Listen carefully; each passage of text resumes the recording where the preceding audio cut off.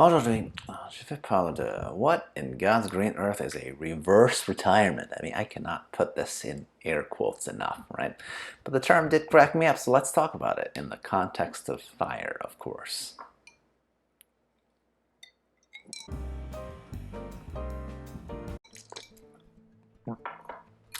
Hey, Ozempic here. Oh man, I've been making these clips for a while now, right? And sometimes I'm like, what if I run out of topics to talk about, right? First of all, there are always more depth that I can talk of in pretty much every single topic I've covered so far, right? But also, secondly, right, the Facebook Fire group, that I'm in is just filled with fun posts that mix up terms like what I'd like to address today: reverse retirement. What the what now? Oh man, let me first give credit where it's due. Let me read the quick question that prompted this rant. It has this term in it, right?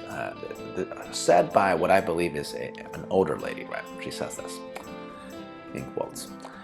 What do folks think about the concept of reverse retirement? Not a perfect analogy to a reverse mortgage, but an idea of carving out a decade when you're still in good physical condition to have many years of active athletic retirement, and then return to a desk job when your physical capabilities are relatively diminished. I'm in my early 50s, could fire now, but not fat fire, so this approach feels like maximizing the assets of time. Thoughts? Watch outs?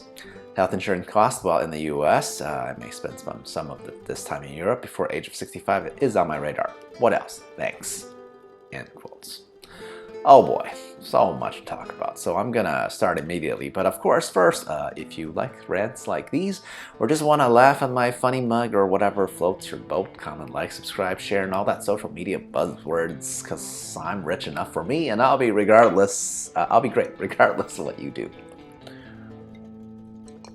So first, I'm going to crack on the name, right? Don't compare this concept to a reverse mortgage. Good Lord, as if reverse mortgages don't already have an awful reputation.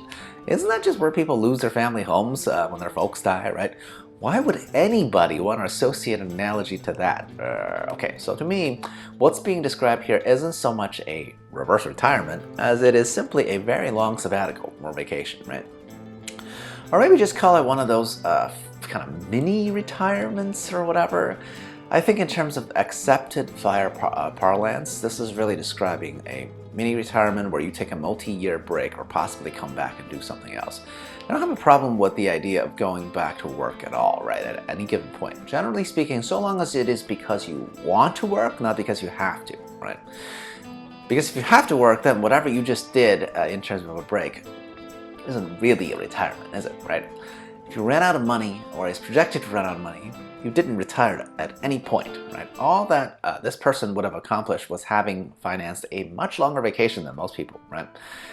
But if you're going back to work because you have to, then you didn't retire. That's all, right? Terminologies do matter. It's totally cool to want to take a decade-long break, though. Oh boy, I mean, being able to afford 10 years of not having a corporate overlord is still, right, I think an amazing accomplishment well beyond the powers of, I would guess, at least 75 to 80% of the population, if not higher.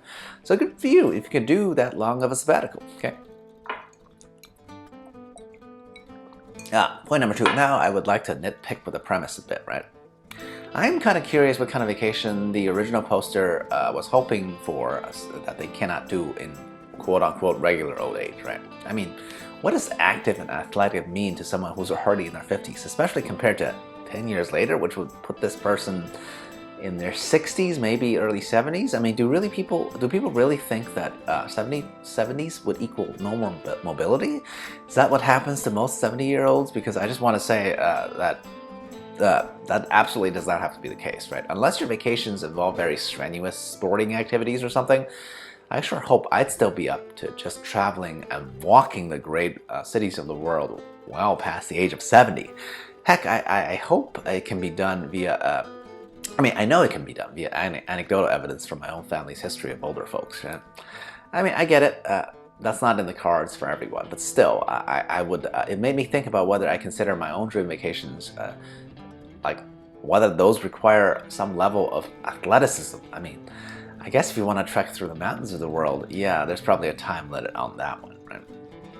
Thank God, all I've ever been interested in is more towards culture rather than nature. So I think wifey and I will be all right and into our senior life, even I mean, I just want to wander around cities on foot. And I know older people can do that too, right? Yes, there are older people than me on the internet.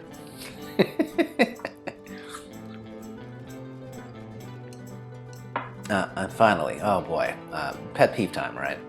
All Americans, and I'm including myself in this, generalization, right? Let us not be afraid of life simply because of our terrible health insurance infrastructure, okay? Even before the age of 65. Good Lord, I hear this sentiment on fire threads all the time. But what about health insurance? Well, the solution is quite easy, right? Obamacare, okay? Yeah, Affordable Care Act, aka Obamacare, exists just to unshackle a person's health insurance from their place of employment.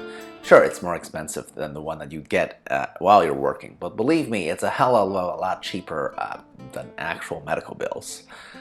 Or, of course, just move to a plethora of countries where healthcare is considered a right. Now, the second option seems probably totally bizarre to people who have only ever known the way of the USA, right? But I'm not one of those people, am I?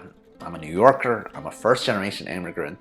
I know the world is vast, and I'm totally fine with exiting to adventure and see more of it. Especially because almost anywhere in the developed world would have a better healthcare infrastructure than the sole superpower in the world. There it is. If you want to not be beholden to an employer even before the age of 65, it's definitely still possible, right? Maybe you can come back to the US after 65 if you want. Consider that a reverse immigration adventure? Now, in conclusion, should you leave for a while with a plan to come back? Sure, just don't care to call it a retirement, okay? Call it for what it is, an extended vacation to presumably climb mountains. I mean, there are risks to everything, obviously, right? If you skip 10 years of work history, I mean, what kind of a job would you come back to, right? The original poster assumes some sort of office job, right, that requires low mobility. Maybe that's abundant where they are at, right? But what if Walmart greeters is the only job that are available when you skip 10 years of work? That would be kind of sad, right? So my only real suggestion is to have a nest egg big enough so that whatever work that you want to do later on is only ever icing on the cake, or as I like to call it, it's for lunch money, for fun lunch money only, right? Because that would make it easier to bear, I'd think. What do you guys think? Would you like to preview retirement with a decade-long break, or is that too risky? Cheers. I'll approach it.